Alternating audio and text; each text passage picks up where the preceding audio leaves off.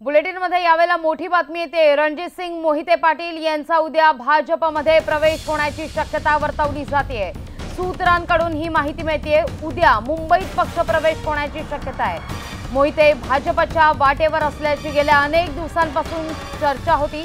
मुख्यमंत्र्यांच्या उपस्थितीत रणजितसिंग मोहिते पाटील यांचा भाजप प्रवेश होणार का हे पाहणं महत्त्वाचं आहे। असं जर का झालं तर मात्र एनसीपीला पुन्हा एकदा धक्का देण्याचं तंत्र भाजपनं राबवल्याचं पाहायला मिळेल। याविषयी अधिक माहिती घेऊया आमचे प्रतिनिधी सागर कुलकर्णी यांच्याकडून। सागर, का अधिक माहिती या संदर्भात? गिरीश महाजनांचं हेही ऑपरेशन सक्सेसफुल होणार का? जी काही सूत्रांची माहिती मिळते त्यानुसार उद्या दुपारी रणजितसिंह मोहिते पाटील यांचा भाजपमध्ये पक्षप्रवेश होईल अशी शक्यता वर्तवली जाते। विशेष म्हणजे त्यांना म्हाडामधून उमेदवारी दिली जाईल का याविषयी प्रश्नचिन्ह उपस्थित आहे। पण दुसऱ्या बाजूला मात्र रणजितसिंह मोहिते पाटील यांना पक्षप्रवेश देऊन परत एकदा राष्ट्रवादीला धक्का देण्याचं काम मुख्यमंत्री यांची राजकीय खेळी केली जाईल असं म्हटलं जातं। याचं कारण असं आहे, जर विजयसिंह मोहिते पाटील जरी एनसीपी पक्षात राहिले तरी दुसऱ्या बाजूला रणजितसिंह मोहिते पाटील दुसऱ्या भाजपात असणार आहेत। त्यामुळे कुठे ना कुठेतरी मोहिते पाटील यांचा अप्रत्यक्षरित्या भाजपाच्या उमेदवाराला लोकसभेला माडामध्ये मदत होईल।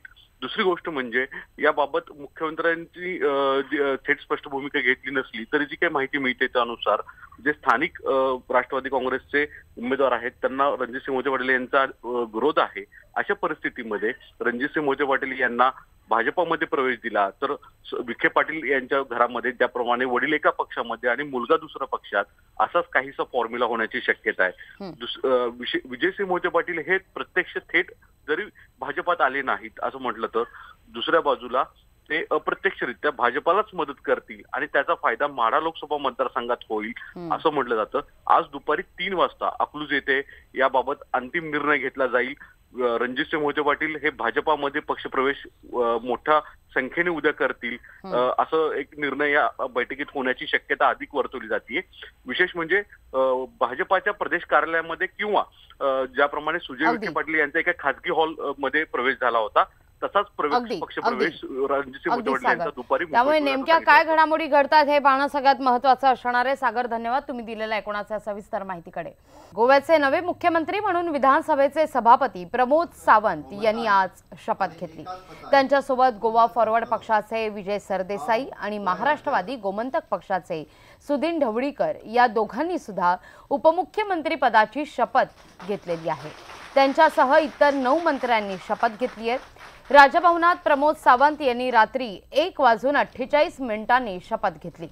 केंद्रीय मंत्री नितीन गडकरी यांच्या उपस्थितीत हा शपथविधीचा समारंभ पार पडलाय। गोव्याच्या राज्यपाल मृदुला सिन्हा यांनी त्यांना पद आणि गोपनीयतेची शपथ दिली आहे।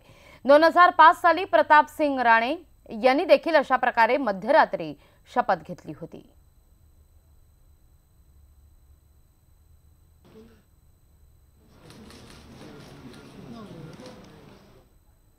आज मैंने शपथ लिया है और पूरा एक गवर्नमेंट 3 साल की जिम्मेदारी जो पूरा करना है, स्टेबिलिटी, सभी अलायंस को साथ लेके चलना है और जितने सारे काम इनकम्प्लीट है उनको कंप्लीट करना, ये सारी जिम्मेदारी मुझे लगता है मैं मनोहर पर्रिकर जितना काम नहीं कर सकूंगा लेकिन डेफिनेटली मैं प्रयास रहेगा कि जितना ज़्यादा हो सके उतना काम करें, ये मेरा प्रयास रहेगा।